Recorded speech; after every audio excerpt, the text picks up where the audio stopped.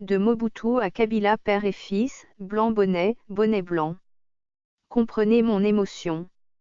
Cette phrase célèbre a été prononcée le 24 avril 1990 par le grand Léopard, le maréchal Mobutu Sese Seko, obligé d'ouvrir l'espace politique, malgré lui, ce qui a d'ailleurs conduit à sa descente aux enfers. Eh bien, l'ex-Zaïre était passé du monopartisme au pluralisme politique. À la même occasion, Mobutu a pris congé du mouvement populaire de la Révolution, parti unique, créé depuis le 20 mai 1967, dont l'idéologie était couchée dans le manifeste de l'Anselé, brochure expliquant entre autres le projet de société de cette formation politique dont le président de la République était le président fondateur. Outre le fait de changer de look vestimentaire, en basculant de la bas-coste à la veste assortie d'une cravate, les Zaïrois ont vu beaucoup de partis politiques sortir de la clandestinité pour exercer désormais publiquement. Parmi eux, l'Union pour la démocratie et le progrès social, UDEP, qui existait depuis 1982. Du coup, plusieurs autres formations politiques de l'opposition ont vu le jour. Un seul objectif, faire partir le dictateur qui a régné sans partage depuis le 24 novembre 1965, à la suite d'un coup d'État militaire. C'est ainsi que des partis et formations politiques ont commencé à exercer d'énormes pressions pour obtenir son départ, l'UDEP en tête, avec l'indomptable Étienne Tshisekedi. C'est l'époque où le dictateur était affaibli par des journées villes mortes, marches pacifiques et autres grèves générales. La population, clochardisée et paupérisée ne jurait que sur le départ de ce régime sanguinaire et dictatorial. D'ailleurs, les agents de la fonction publique avaient, symboliquement, inhumé le chef de l'État, au regard des conditions sociales inhumaines dans lesquelles ils vivaient, sous-payés, mal payés, leur enveloppe mensuelle était indécente.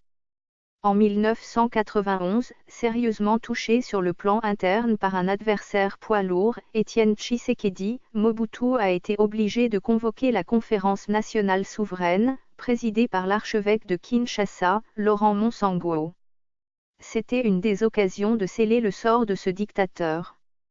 Voyant le pire venir, il a suspendu les travaux de ce forum qui mettait à nu le caractère dictatorial de son régime.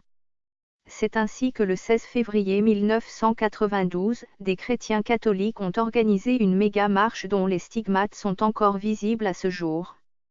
Le mobile était d'obtenir la réouverture de la Conférence nationale souveraine. Les laïcs chrétiens sont tombés sous les balles de la dictature. Dans les annales de l'histoire politique de la RDC, il est inscrit « Le massacre des chrétiens ». À l'époque, le gouverneur de la ville de Kinshasa s'appelait Valentin Kibabu Madiata Enzo. Un quotidien avait titré « Valentin, pourquoi me persécutes-tu ?» faisant allusion à Dieu qui avait interpellé Paul, car ce dernier persécutait son peuple. Immédiatement après, Mobutu s'est retiré à Kaolé, province de l'ex-Équateur, pour suivre de loin l'évolution de la situation politique. D'où le surnom de « l'aigle de Kaolé ». Après, c'était l'épisode de la nomination d'Étienne Tshisekedi comme Premier ministre élu de la Conférence nationale souveraine, puis sa révocation, suivie d'une autre nomination. Par la suite, exactement comme aujourd'hui avec l'actuel régime, Mobutu a commencé à débaucher dans les rangs de l'opposition, principalement l'UDEP. Il a dédoublé l'Union sacrée pour nommer les premiers ministres de son choix. Mais cela n'était pas la solution, car la situation ne faisait que s'aggraver. Eh bien, en octobre 1996, l'AFDL a débuté son entreprise de rébellion via la lutte armée. Il ne lui a fallu que 7 mois pour chasser Mobutu. C'était exactement le 17 mai 1997. Le dictateur parti, tous les Congolais étaient enfin contents de vivre librement dans leur pays, sans armes sous la tempe. Au début, il y a eu un semblant de retour à un état de droit. Mais curieusement, Mzee Laurent-Désiré Kabila a suspendu toutes les activités politiques. Seule l'AFDL pouvait se mouvoir sur le terrain. C'était un mauvais signal, une entorse à la démocratie. En 1998, une guerre inattendue a éclaté à l'est de la RDC. Mzee s'est battu avec ses alliés d'hier qu'il a qualifiés d'« aventuriers ». Cette guerre s'est poursuivie jusqu'en 2001, lorsque Laurent-Désiré Kabila a été assassiné, laissant plusieurs opposants en prison, d'autres en exil. À la venue de Kabila fils, ce dernier a réussi à mettre fin à la guerre en organisant la transition 1+4. Les règles démocratiques étaient quasi respectées. Mais après sa première élection en 2006, le système a commencé à ressembler à celui de la Deuxième République. Les mobutistes d'hier se sont reconvertis en kabilistes. Même chose après les élections de 2011. À ce jour, 28 ans après, la démocratie est en recul en République démocratique du Congo. Les droits de l'homme ne sont pas respectés. Des opposants à l'instar d'Eugène Diomi Ndongala, Franck Diongo, Jean-Claude Muyambo, croupissent en prison pour leurs opinions.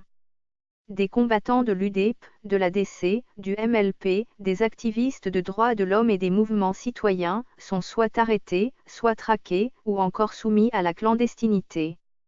Le pouvoir en place manifeste, de manière voilée, son refus d'organiser les élections démocratiques, pacifiques et transparentes, en vue d'opérer l'alternance au sommet de l'État. Des services dits « secrets » ou de « renseignement » créent la terreur, s'érigeant en appareil de répression de l'opposition. Ils s'arrogeant même un pouvoir qui est au-dessus de l'appareil judiciaire. Ils peuvent arrêter ou enlever une victime, la détenir irrégulièrement pendant autant de mois ou d'années, de fois sans droit de visite. Pourtant, son juge naturel est là. Point 2. Ce fichier audio a été créé par Panopre Basic, vous pouvez le télécharger sur www.panopret.com.